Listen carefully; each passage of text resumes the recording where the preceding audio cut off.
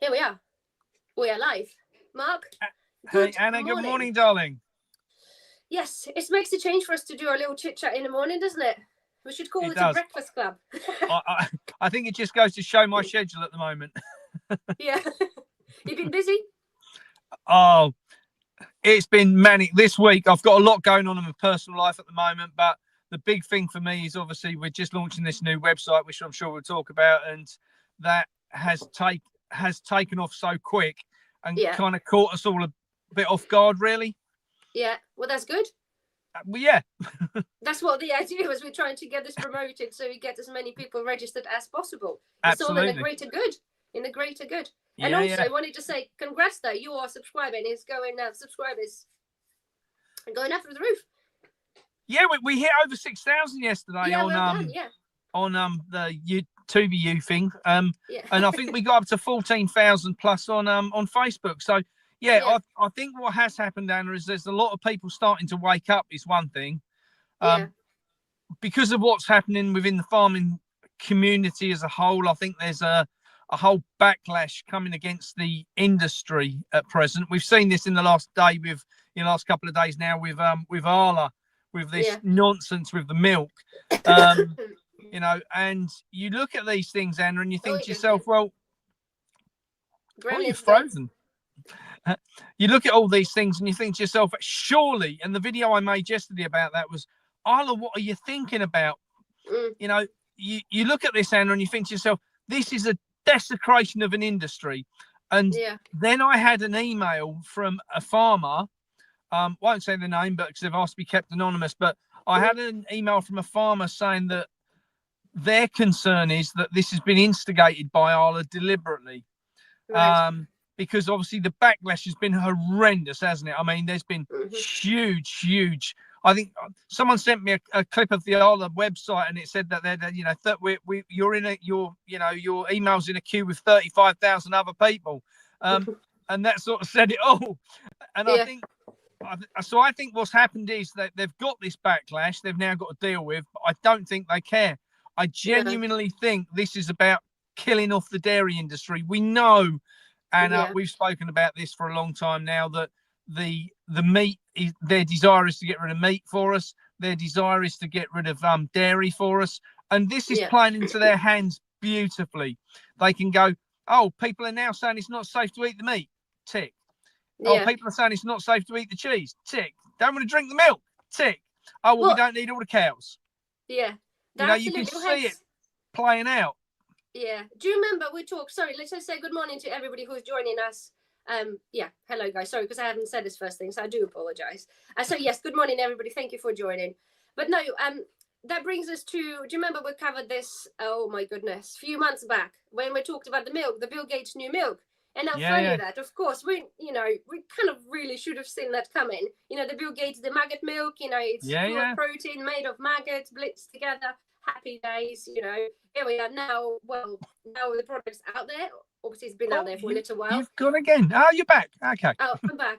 Okay, so yes, the milk, the product, or the maggot milk has been out there for a little while now. So what a perfect opportunity now. Now it's out in open to attack the current dairy thing.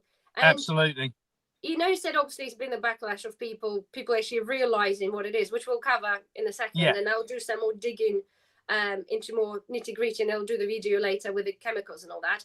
But what I was going to the whole idea apparently with that milk, the farmers in UK, or certain farmers in UK, I think they're about a good 10 or 15 apparently. 15, testing that for the past 5 years, and we're not being told about it. So let me get this straight then. Technically, whatever they're doing, obviously feeding the cattle with this, concoction of chemicals. So we've been then technically eating the meat or drinking potential milk, whatever, if it's in this country, contaminated with all those unwanted chemicals. And without just knowing that. So who give them the right to make us guinea pigs in this country? That's the question. That's the very question I asked yesterday. At what point did the food industry, Anna, genuinely believe that they have the right to do that without any consultation? I mean, I just find it difficult to believe that Anna, we're not talking about one company here doing something on the sly. This is the entire industry. Yeah. You know, so as you go through, you break down all these things within the industry, whether it's the bread industry, whether it's the milk industry, whether it's the meat industry, doesn't matter where you break it down. This corruption and complete contempt for the general public's concerns is just unprecedented. As far as they're concerned, it's about shareholders' profits and nothing else at all. Yeah. And I think that's a dangerous place. It is. But you know, because obviously Bill Gates, you know, is American, and all this crap is all in America. And we know, again, we covered this on the video, you know, make America healthy again thing, you know, all these things they're trying to strive in to make better things, because their food contains all these additives and carcinogenics and literally pretty much anything and everything. Like, you know, the UK, say McDonald's chips have like 3 ingredients, potato, salt and oil, say, and potato. And then in America, they have like 40 ingredients because they add on 20 millions of other things. So to me, because obviously, you know, Mr. Gates is from the United States, they clearly seem to have the right now to think that, well, they're doing it there, so let's, you know, mess it up and mess the British people's food here, you know, even without them bloody knowing it. Yeah, well, Annie, you know, he's got a direct key to the front door at number 10. We know that. Him and BlackRock, you know, were both there a couple of weeks ago. What was said, you can't find out even under a, you know, applying to the government to find out what was discussed. They won't even tell you. And that just, to me, stinks, you know. But like everything the politicians do, it's corruptible as well. Yeah. You know, there's money involved and, you know, it's, in my opinion, everything about the industry is wrong. And, you know, I mean, I've been looking, I dug in a little bit yesterday into this Arla scenario, and it wasn't until I got this message from this farmer. There's a lot of things which come to play in there. What I'll do, Anna, is I'll send you a copy of the email. So because you'll probably make more use of the information in it. In a show for yourself than I will out of discussing it, to be honest. But it becomes very clear how the industry behaves towards the farmers, and I think that's one of the things here. You know, the farmer made it quite clear. It's all good and well, you know, people like me saying, you know, what we need to do is boycott Arla. She said, but they're not an Arla farm. They just supply Arla with milk. The problem is that they supply that milk into Arla. If Arla don't want to buy it because they haven't sold any, and we know the supermarket said themselves they were down 62% yesterday on sales. Good is what I say. But those farmers are now not going to sell their milk today. No, but can they sell again? Coming back to Mark, isn't it? Is the whole idea for the farmers to, like, they want to ditch big supermarkets, and certainly they should be boycotting that company like Arla and not supplying them. Say, come on, if we're doing this, let's do it properly. Yes, of course, there are going to be sacrifices to be made, but then say, do you know what, then so do you then. We're not going to supply you because we don't want or don't agree with the what you're doing to the cattle, to the milk, and then again find the way of selling this through the smaller places. That's kind of the whole idea of this, you know, and I appreciate. But the people said this to us, Mark, with when they're saying when the farmer's going to stop supplying supermarkets, and the smaller farmers, of course, can't afford to, or the ones that have a contracts and really rely on this, they can't do it. But it's kind of one of those, it's sacrifices, it's needs must. People have to, even the farmers have to say, do you know what, let's go down the high route of protest deliberately. Because if everybody stops, again, supplying, say, the milk to those companies, or to that company, in fact, then the point will get across, wouldn't it, to some degree? Well, you know, but then as we know, Anna, they were bringing in powdered milk from overseas. We know that was going on. We talked about that on the show earlier in the year. They'll either swap it out for something else so that the public doesn't, go in there and then they'll just put on there, if it's coming from India as a dry powdered milk and it hasn't got it in, they'll just advertise the fact that it hasn't got it in there. You've gone again. No, that's you go. So you go. You talk like a robot. I just freeze and you talk like a robot. But what I will say on this, Anna, it takes time for farmers to be able to change how they sell milk, obviously, and the legislation that some of these farmers are only have bulk tanker licenses, probably that they can only release the milk from their farm, because a lot of them, if it goes off before it's pasteurized, and they don't pasteurize it at site, if it's pasteurized off site, they wouldn't be able to sell that milk anywhere other than at their farm gate. Yeah. Because selling raw milk is another minefield, just like selling eggs. You produce eggs on the farm, you can sell them at your farm gate, but you can't sell them to somebody else to sell at their farm gate. Because they haven't been vaccinated, they haven't had this, they haven't had that. Yeah. What they've done is they've stacked all this pile of BS up in front of all this happening, Anna. That's what they've done. Do you know when we talked about the milk stuff, and obviously a lot of people joined us since we started our initial, and I think one of the milk debates was one of the big ones, but I don't think we had as many people following us from that agenda. Obviously my channel is preparedness channel, but you're a big part of it, the farming whole thing, the food, it's it's what it's all about. And I don't think many people followed, but the whole thing that we talked about, the milk, that a lot of our milk, majority of our milk, to what we understand and past my testing, is actually powdered milk. So the people that buy the milk in the supermarkets think they're buying a normal milk. It is not fresh milk. It is 90% is powdered milk. If you haven't seen the video, guys, I've done experiments to prove that point. So technically for us, maybe in certain cases, it's not really relevant as per milk being contaminated, because that milk will then be shipped off to America. This is where a majority of the organic milk goes. So technically that could be shitting on their own doorstep if you wish, by doing this here, but then shipping it up to abroad. But the meat, phrase again. The meat, that'll be obviously an issue. So did you want to explain vaguely to people what the ALA thing is? Yeah, people are not aware.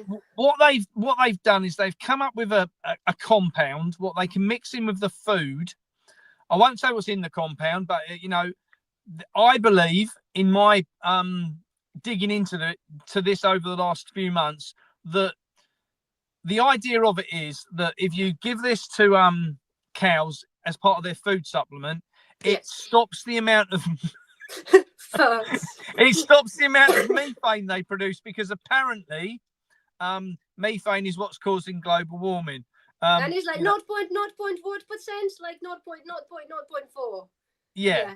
We'll have to bring this out too. And bear in mind that methane in the atmosphere, warming occurs before the methane, not after the methane. So when methane rises, it actually has the adverse effect and drops the temperature of the planet. So these are all little myths and things they've come up with. It's all lies. But so they've come up with this food supplement that will reduce the amount of burps and farts that cows do, because that's obviously an issue. Now, if you give them seaweed, dried seaweed, it has the same effect. Right. Now, but I bet you there's not a seaweed that's in the compound that they give them. I know there is a silicone in there. That's that silicone, and on its own, is very, very, very harmful to the skin. It's very harmful to your eyesight. I've done a little bit of digging into this. Pretty enough, more than enough for what I want to. But for me, this is about the farming side of it, and the farmers are being forced. And I say forced, it's because what they'll do is they'll say that it was so successful, despite all the backlash. They'll say it was so successful, every farmer needs to reduce their methane and gases and things. So what they'll do is say, you either give them this food or you don't supply us with milk. Well, all I was going to say on that, Anna, is my voice here to the farmers is start looking for another option, because there's people out there that want to buy raw milk. Yeah, but there's the fact about the farting stuff. We actually had a couple of farmers message and say that in fact the cows actually burp more than they fart. Yeah, they do. So it's somewhat a little bit irrelevant in a way. They're just attacking this, and I think, forgive me for saying, but I think generally, because I count myself as fairly educated person, if I can say that. I did not know that the cows burped more than they farted. I didn't really even think about it, to Anna, be fair. Ask yourself this question: why would you need to? Well, exactly. But when they come up then with the certain things, I'm like, okay, but the chances are people will go along with that, especially people that are pro, the opposite side to what we support. They wouldn't even think twice. They'll just all these woke fairies, you mean? That's it. You said it. I didn't want to say it. But people will believe what they're told because, people just feel like they don't need to question it. And you're totally right. Why would you question? You've been told this, well, let's believe what we're saying. Well, do you know what? And a part of what we do, let's not believe what we're told. Let's actually find out ourselves. And the whole idea, every time we're talking about something, I'm diving in afterwards and researching and putting actually information forward to actually, let's not just believe, let's actually do our own research, find out, Absolutely. let's do our tests, and then put this forward. So people, we believe to what, after researching a bit more rather than what they tell us, And I think, as we would tell people, Anna, it's question everything, including us too. We do our own research and we go out and find information. And mine tends to come from real grassroots levels. I talk to farmers and growers and producers. I try and find out on the ground what's happening, because for me, I don't read very well. I can watch videos, but I don't read and write very well. So for me, I need to take in what people are saying. It's no good someone sending me scripts or books and saying, "Oh, have a look at this." For me, I just want someone to ring me up and say, "Mark, this is this, this is this, this is this."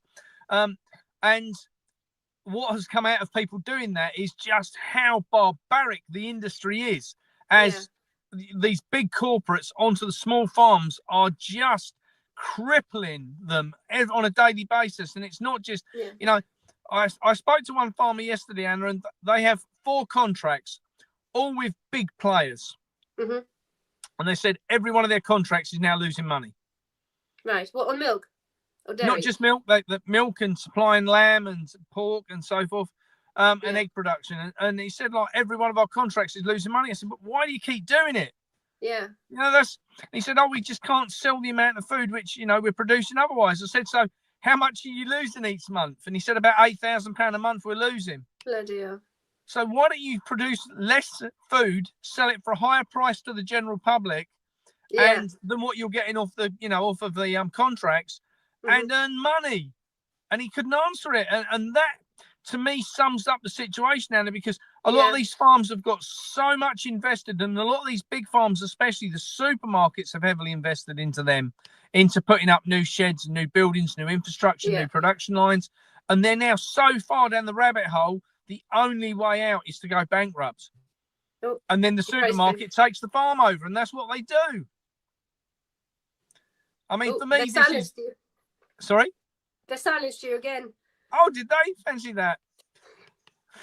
So, sorry. So, for me, looking at this as the kind of the idiot in the room, I've got a lovely hat, and, I have got a lovely hat, actually. But, for me, this is really about getting down to the basics of what's behind all this. And when you actually look behind, pull the curtain back and look behind it, you go, this looks like a rat, smells like a rat, and tastes like a rat, Anna. Yeah. Well, didn't you say to me as well, which is kind of a good way, you said that somebody told you about the decline in people buying milk from Tesco's or from whatever supermarkets? It was down. Yeah, a number of supermarkets said they were down potentially yesterday on 62% on sales. Now, that to me says people power. Yeah. That says consumers have got the upper hand over the supermarkets. If only they realised it and they only stood together like they did yesterday. Yeah. One thing is all it was. Bang. Outbreak. Massive problems. I think, do you know why, Mark? Because genuinely the things that we come up with that are hidden, like say the maggot milk and things like this, they're not being publicised that openly. People like, okay, I'm not so sure whether I believe this or whether this happening. People don't know. Sure. When all the companies come up and say, this is what it is. It's black and white. It is happening. People go, oh, there's none of this needing to dig. It's right there in the public domain. But as well, why come up with this in the public domain that openly and not come up with the other stuff that they were doing, as you say, probably because they do want to create this, deliberate attempt, don't you, to target the industry. I mean, so for me, the big thing out of this, Anna, is that the public have stood up and said, we don't want this. Yeah. This, you looked on social media, the last 48 hours, it has been completely alight with it. Yeah. Now, which brings me on to my next thing, which I was going to talk about, Anna, and that's a few weeks ago, I think last time I was on your show, we'd laughed and said about going on tour. Oh, yes. Yeah, and as a result of that, I came away and had a little think about that, and I had a couple of chefs what messaged me and said, oh, this would be great. Can we come on the show with you and Anna? And, whereabouts in the country going to be? I said, oh, I don't know. We're going to do a tour. Yeah. But out of that, I came up with the idea that I thought, imagine if we could create a website that would allow farmers to sell their produce and the public to find the farmers. So when I say farmers, growers, producers, butchers, bakers, greengrocers, whatever it might be, anything to stop people going through a supermarket door. When every time you go in, it's like, please put your plastic here or your digital money here and smile at the camera. Here's 50 extra points on your car. I thought to remove all that BS. Yeah. All I want is, where do I buy some really good bloody food? So what do you expect it to be delivered, or people then to go and collect it? Well, both. So what we've done, Anna, we've set up foodfindershub.co.uk. Yeah. And what it is, it's got, so far, I think we've got about 40 farms registered on there, and it's only been up for 2 days, right? Yeah, amazing. We've got 50 people that have already signed up to become ambassadors, and they're taking on the role to go out in their local area, signing up shops and farmers and growers, producers, and so forth. And we've already got 500 members of the public signed onto the website who are stating, I want to buy something better and I don't want to go to supermarkets. So for me, this is about getting the consumer something good on the plate. Yeah. So if we can put some really good food on a plate, that makes me very happy. Now, I mean, someone said to me, oh yeah, but the farmers are expensive for food. I don't think, Anna, that the general public do not have any idea how much supermarkets are subsidised by the government by loads of backhanded deals that the farmers can't benefit from. So the supermarkets are allowed to sell things at a stupid price. They can claim back all sorts of, whether that's credits on the staff, holiday pay, whatever it might be, to bring their expenses down. And as a result of them expenses being down, the farmer gets shafted as well, that the supermarket still earns money. So what we want to do is create an opportunity where veg box schemes, I mean, River Ford signed up yesterday. We've got dairies, butchers, nurseries already starting to go on there. Yeah. The idea is that you'll be able to type in your postcode and it'll bring up all the anything in your area. So at the moment, I say to people, get registered and keep up on what's going on. We've now set up a Facebook page for it, obviously banging it out on lots of interviews and promoting it. Where I see this going, Anna, from my side, is if we could get, let's say we ended up with 50,000 people registered, right? And I say, if we took that as a target point, and we then went to a farmer and said, look, I understand you're stuck in this situation. Yeah. But here's another situation. We've got 50,000, someone come to see me, 50,000 people that are in the position of wanting your product as a really nice quality product. Could you produce that and could you put it on there for sale for people to buy? Yes or no? Because, go on. Oh, you're freezing again. Sorry, you're frozen. Of course I have. So you're back. Go on. So from, if I look at this and I think to myself, if you've got 50,000 people and you start saying to farmers, look, we've got 50,000 people want to buy a really nice flour, could we mill it? 50,000 people who want to buy bags of potatoes, 50,000, because all this stuff's been produced and going into supermarkets to end up with the same people. So serve the damn consumers yourself.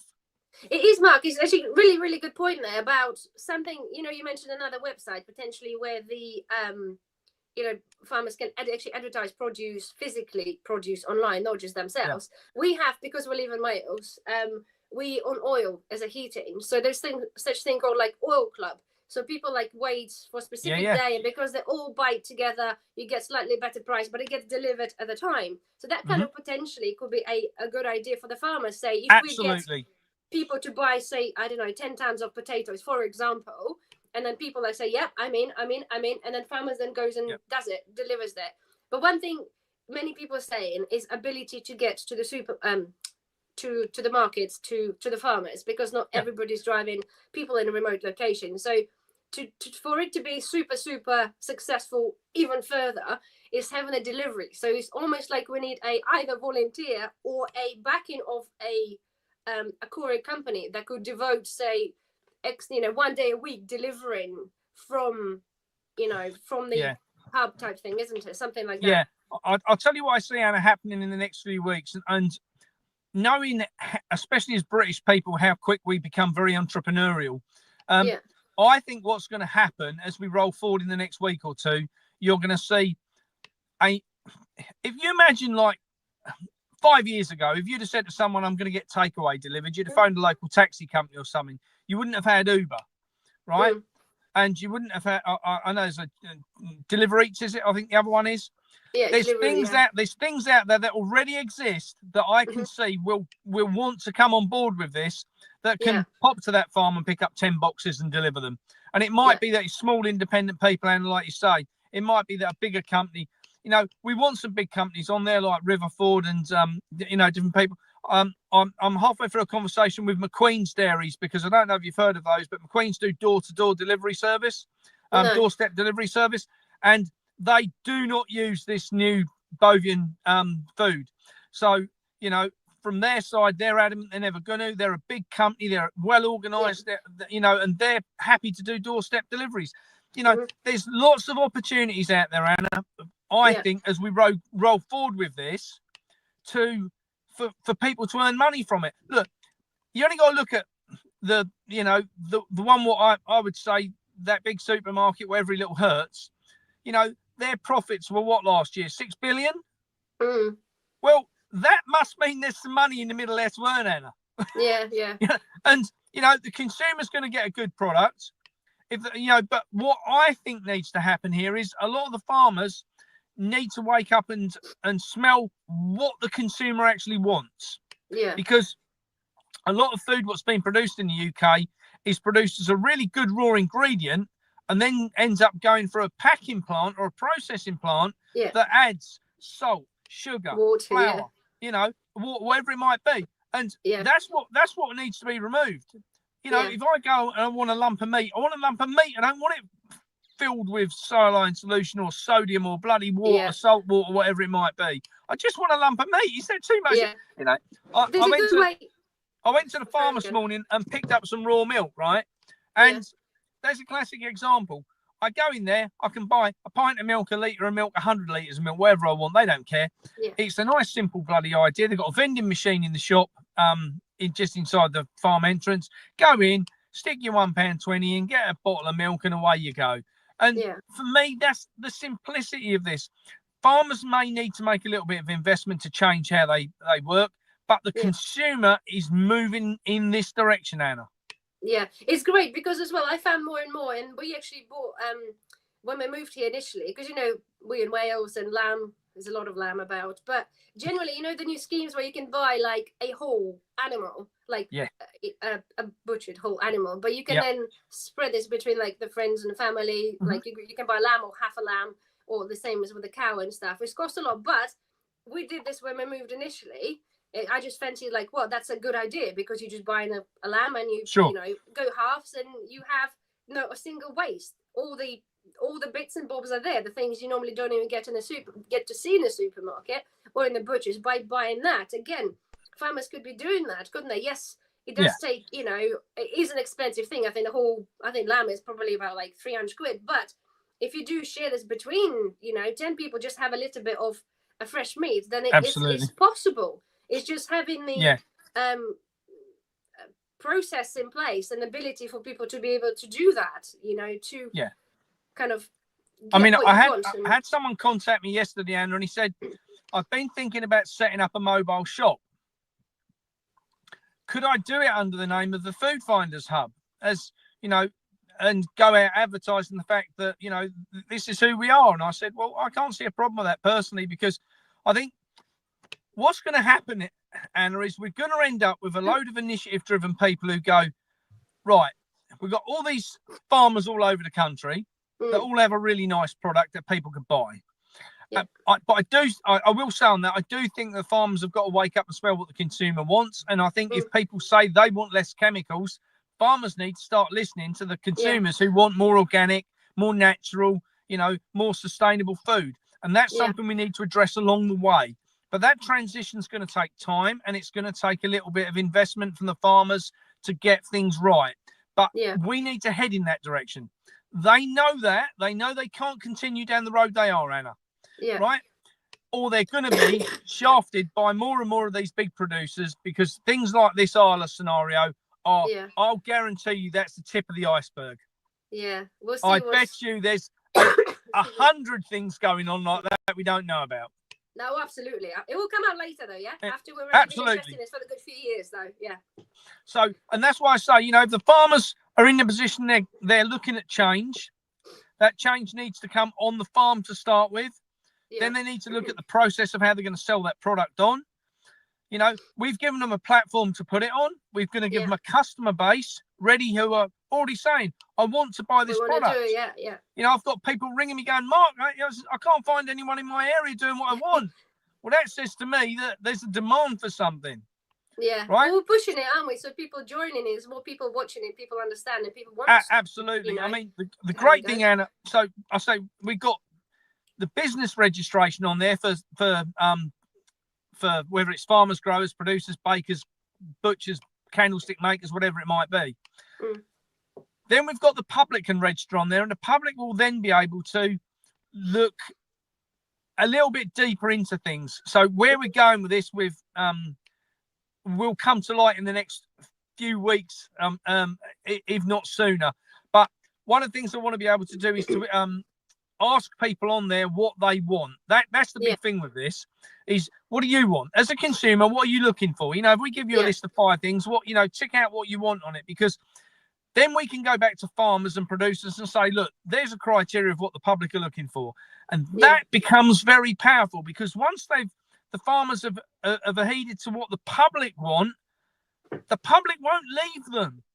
And this is where the supermarkets won 50 years ago, was they give the consumer everything they want. Oh, we gave you free parking. We gave you a nice, on a wet day, you can come in, you can grab a coffee, you can do this. Lovely. But as a result of all of that great stuff, you've trashed the quality of what we get. Yeah.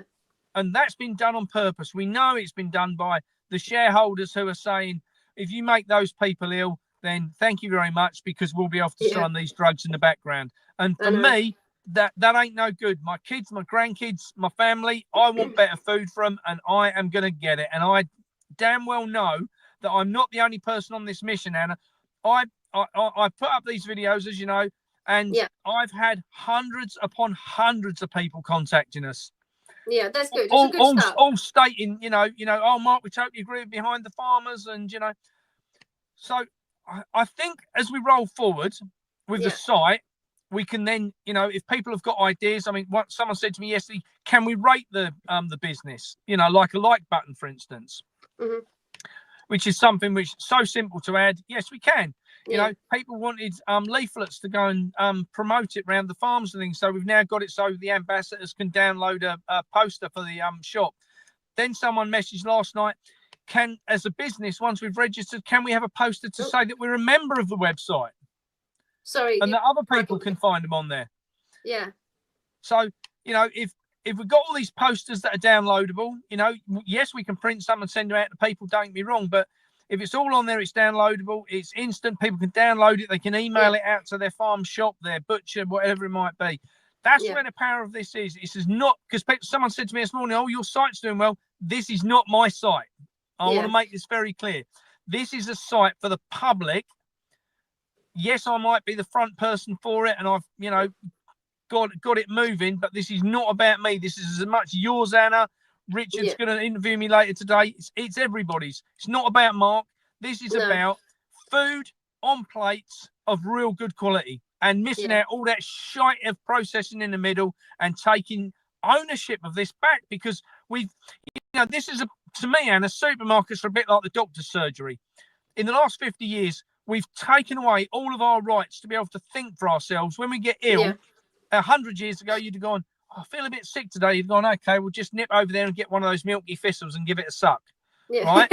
And that's what you'd have done, right? You'd have known to do it. Now, oh no, I need to go to doctors and get prescribed for something, because and it's the same for the food. You say to someone, we're going to cook dinner tonight, and they go, they'll go, go in and get some bloody chicken nuggets and chips or something because they don't know how to make them. And I'll state, I'm no chef. I can't barely cook, but what I can cook well, and I can only do it from raw. I won't buy that trash. I'd hate going in supermarkets, and we've got to find new solutions for the things what people go to supermarkets for, not just food, right? Yeah. Whether that's the dairy, the bread, whether that's cleaning the stuff. I mean, where I live, there's a brilliant little company which travels around the local markets and the village halls and different things, and they sell all raw chemical. Oh, you've got again. They sell all raw chemical in natural cleaning stuff, not chemicals, natural cleaning stuff, and they go all around the villages doing this, and they're now setting up like little mini franchises, and that is powerful because that's the stuff I want to buy.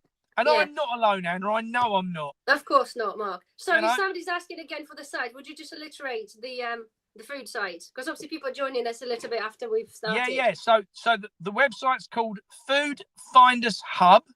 Next time I'll put it at the bottom, so it'll be running there. That's a good idea. Yeah. Foodfindershub.co.uk.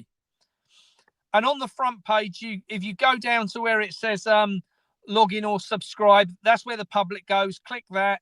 And, you can join the 500 people. And I know last night we had 100 people join last night alone. So the public are starting to wake up to this. They're starting to. And I think what I'd like to see with this, Anna, as much as anything, is that the public realise they have a voice.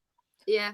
There's another thing I'm going to add on, Mark, to that. Yeah. Saying obviously publics are demanding. Because I just actually off the noticed the words that somebody talking about the seeds, and that's just something that it was crossing my mind towards the end of the year as well. A few months back in the summer, towards the end of the season, obviously with the seeds, many people also want to grow the food, but either can't afford to buy seeds or don't know where to start. My thought was as well, but obviously encouraging people to buy from the farmers thing, but also have some sort of maybe a seed exchange thing. I don't know. I know legally there is some legalities about the seeds and exchanging seeds, but if I am, who cares?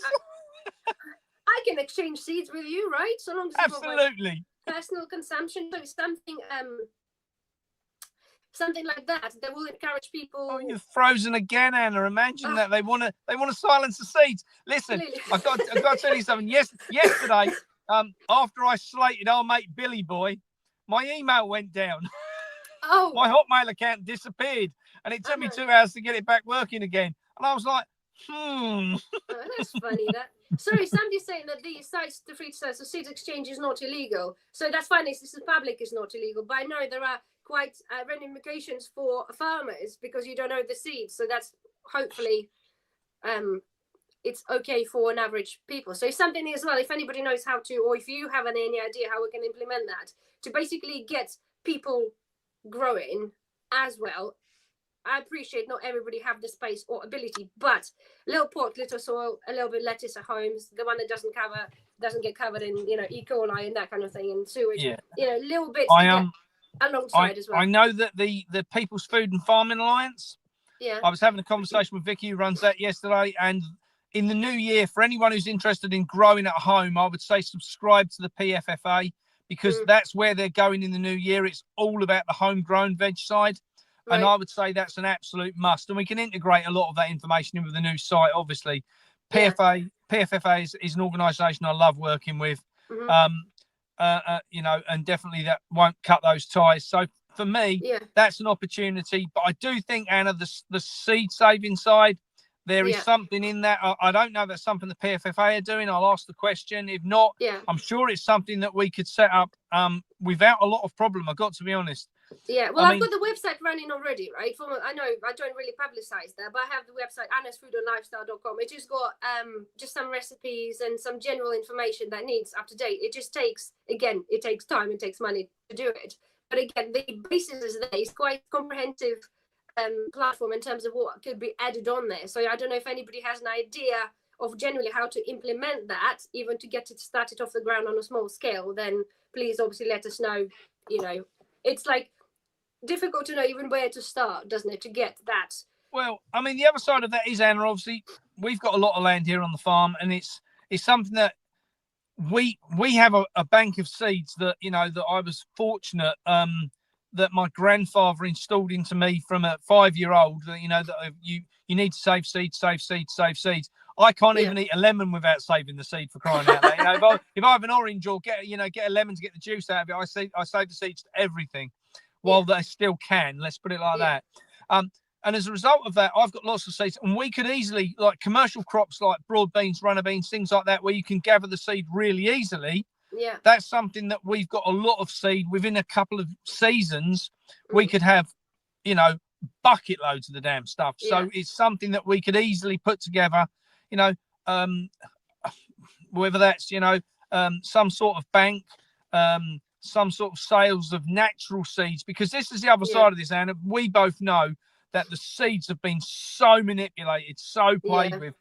And I don't know if we covered this the other day, but you know that stuff what falls from the sky, that, you know, that comes down with the raindrops. The next lot of seeds that have been produced by our dear friend Billy Boy, who just keeps giving, are aluminium resistant seeds, because they know the soil's now so that they know they can they're going to need those.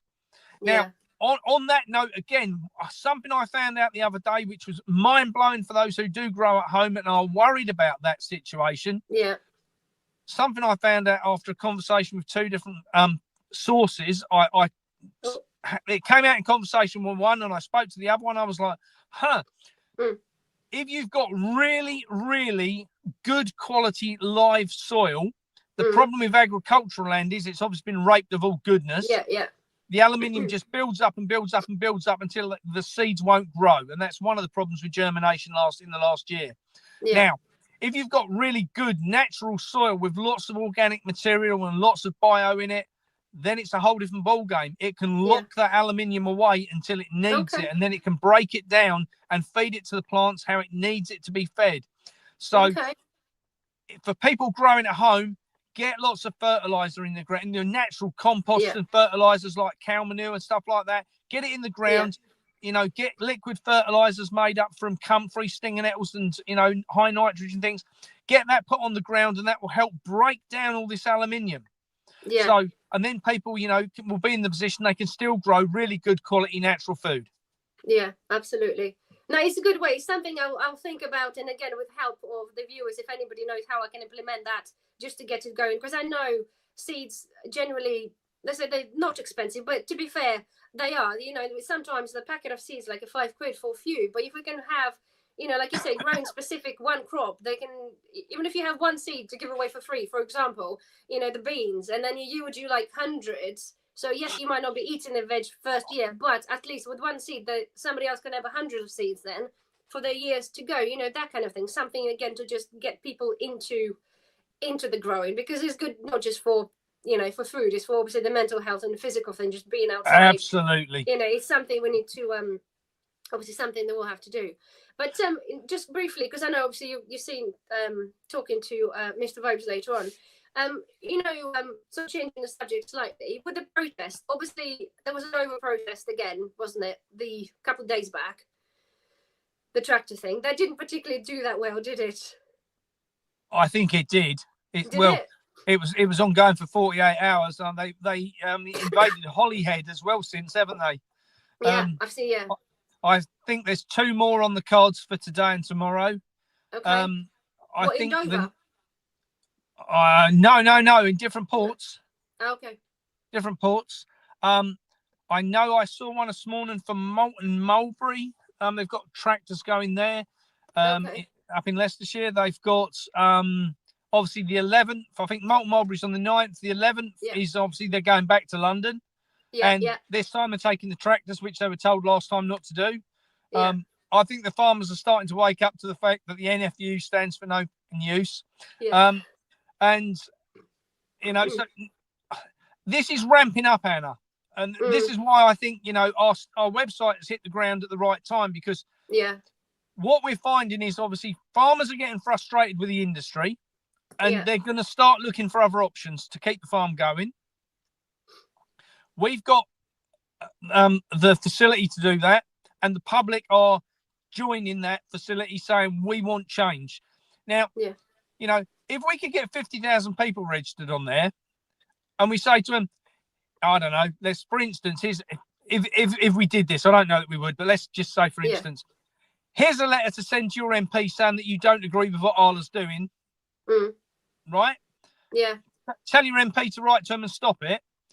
If 50,000 letters hit the ground on one day, there has to become something done about it, even if it's just a letter from each MP going to Arla saying, what are you doing? Yeah. And this change is only going to come from the ground up, Anna. It ain't going to come from the top down, that's for sure. That is 100% certain that they're not going to make this change. No. Do you know, I appreciate probably why, I don't know, farmers seeing or not, but you know, there was an article apparently that government, we are as a UK given 500 million to supporting the farmers abroad, and that works out pretty much the same amount to what they're now claiming back by introducing that 20% inheritance tax. So they're literally just giving all the money away just to take it from these farmers to give it to the farmers across the pond somewhere. Does that not prove to you this is not about the money? Well, clearly, but it's the smack in the face, isn't it? I don't think many people are aware of that. I do. No. It was. I think it was something like 590 million, wasn't it, that they've given to India, especially. So had a big percentage of India and Brazil. Of course it is, because they know they've got to get the food from somewhere. Once we haven't got any farmers left, so they're relying on the fact that they're going to supply money to these people, so that they'll grow more food to supply back. You're not, and then they want to tell us that we're the problem of cows farting. Yeah. But then I've seen food all around the planet.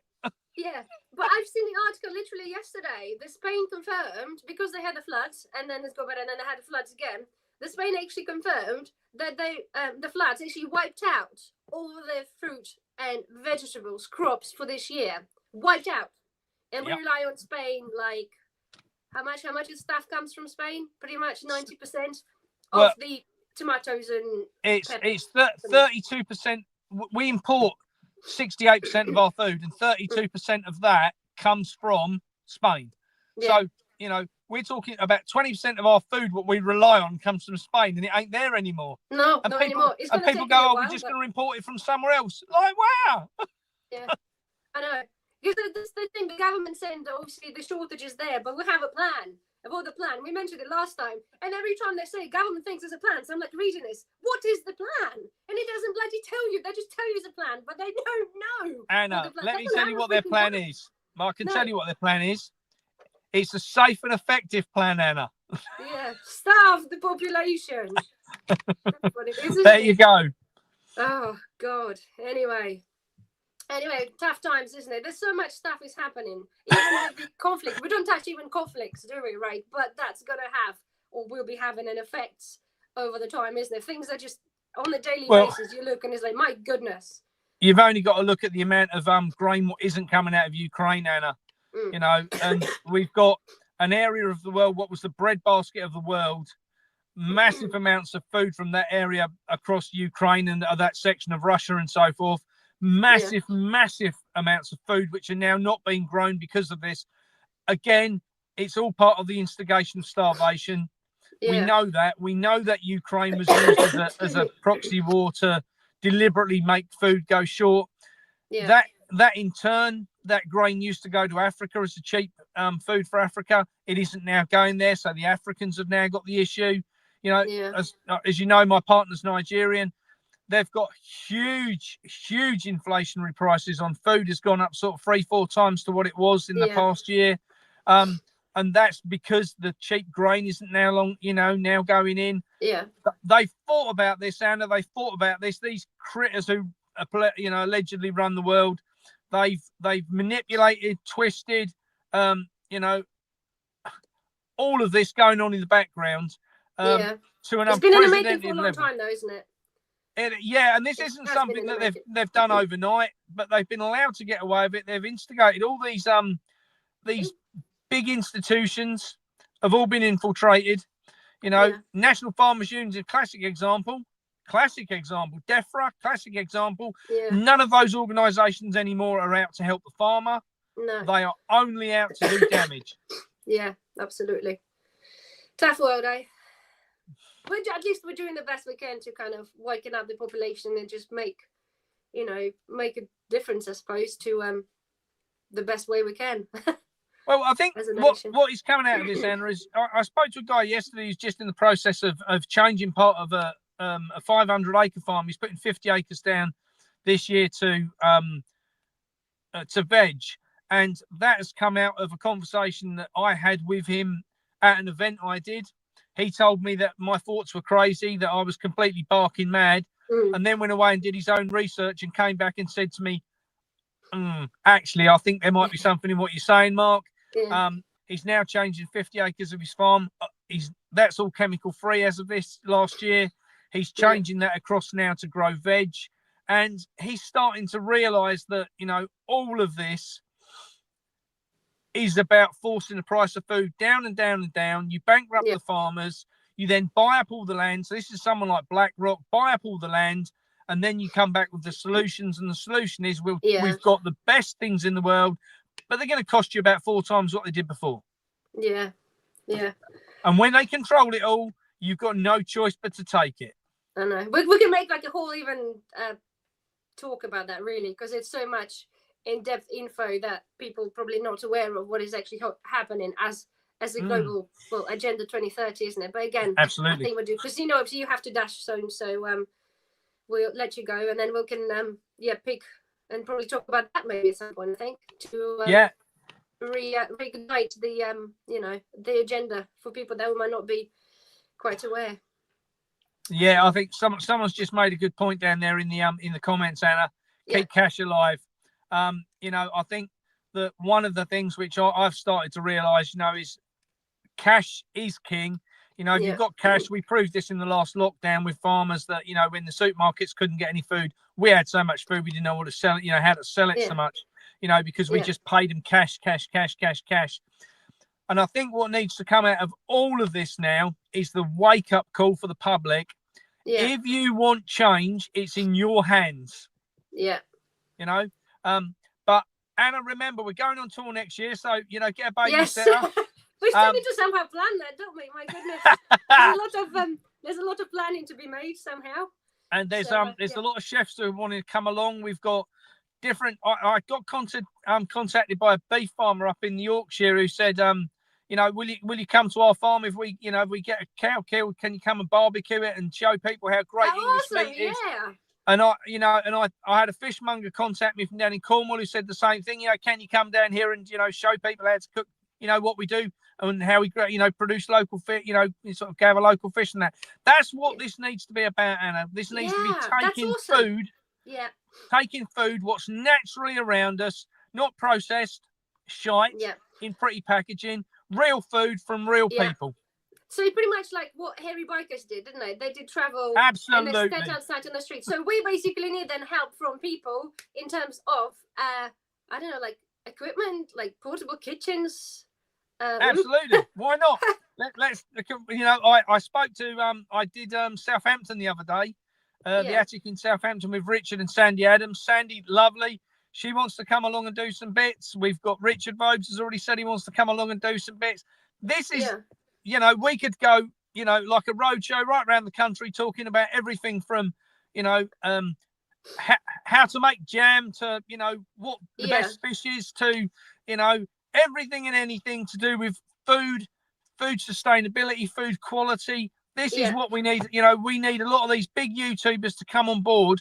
And who want to see this pushed forward as an agenda, and we write our own agenda. That's the thing. 2030, okay, but we'll write our own agenda. Our own blueprint of what food should be like. Yeah, we need to have like a non-for-profit like fundraiser or something, so we're gonna like get the kits, obviously, because things cost like I would imagine a lot, like portable kitchen bits. I don't know. Anyway, something to think about. And I think we could get it all donated. I put out an appeal for our new website. Over the course of the last week, and in 5 days we raised £1,400. That's good. So I think it goes to show that the public are prepared to put the money where the mouth is to start with. And a lot of people have put in about 5, 10, 50, £100 in. Some put in that. There's a lot of people out there, Anna. A lot of people who want change, not just you and me. And I think if we round all those people up, put them under below one roof and then say, okay, what is it you guys actually want? Yeah. And that's where we've got to get to. Okay. I'm sure we will do with the help of our lovely audience. Absolutely. So lovely. All right then, Mark. Well, we shall let you get off. Thank you guys for watching. And yes, somebody said that I need to have somebody in there to reading up the questions. I think I either have to start reading them a bit more in between, or we'll come back to them. I have to do something because obviously missing some questions, aren't we? Absolutely, yeah. Because the stuff comes through, and yeah, we'll think of that. Think of a better way of doing that. But anyway, thank you guys for watching. Thank you for joining us. I've got to say, there's a lot of comments on there. A lot of comments. Between, yeah. Have a look when it gets uploaded. Have a read and so, respond. maybe we need to come back to in future having a third person on here whose job is just to read the questions. Read the questions, or maybe we do a Q&A section on the questions at the end. Yes, probably be a good idea. That'd probably be the easiest way to do it. Yeah. So at the end of every show, we'll have a Q&A so people can do this and we can just answer them. That'd be probably the best way. So absolutely awesome. Lovely. Well, thank you everybody for joining, Mark. Hey, absolutely. Always a pleasure. And I'm sure we'll speak to you sometime next week. Anna, look forward to it, darling. Bye-bye. Right. See you, everybody. Bye-bye.